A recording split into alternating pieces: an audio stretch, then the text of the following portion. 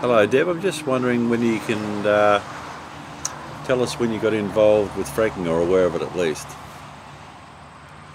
Well, the last couple of years I've been involved here in Australia, and I've known generally about what fracking is about, but not in a lot of detail. And it was only when I went to an information night that was held here locally, and I found out that there are very large exploration mining licenses all throughout the Gippsland area and also in the Otways. And it's astounding to think that there can be these large exploration mining licenses for unconventional gas on prime agricultural farmland, and to think that there's a possibility that that farmland can be destroyed by having wells on it, and also the concerns about health to people, not only just people who are living on the land, but it's also concerns about the children who are living on those properties.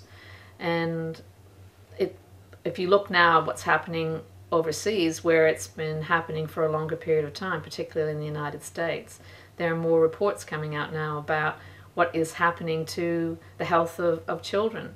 And what is amazing is that when these fracking companies started to do their mining, no baseline studies were taken of what they were doing. And you could say that was done quite deliberately, so that there wouldn't be any evidence to then point to the fact that over a period of time this industry has been wreaking havoc on communities, on the health of children. More research is coming out about what's happening with newborn children, and the health issues that are happening with premature babies.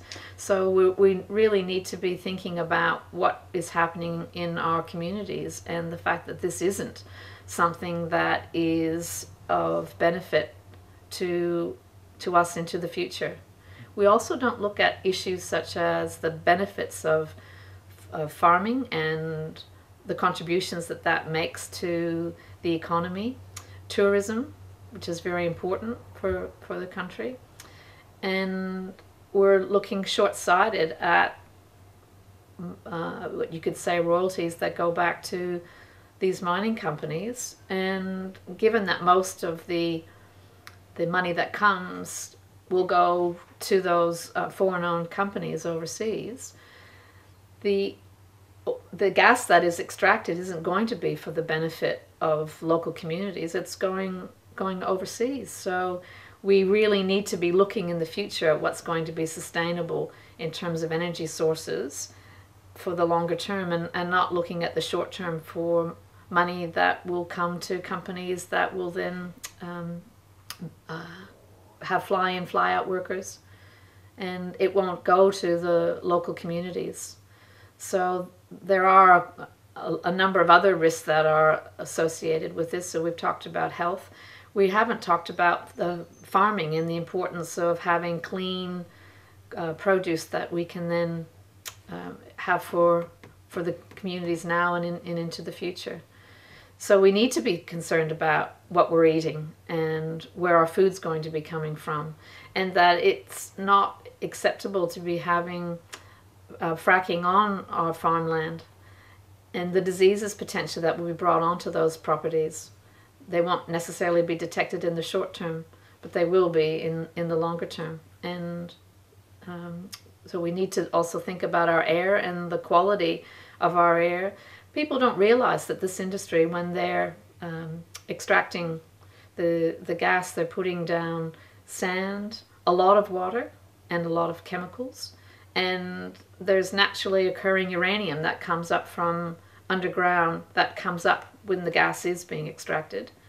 And this sits in what's called evaporation ponds, and that's out in the open air for animals to walk into.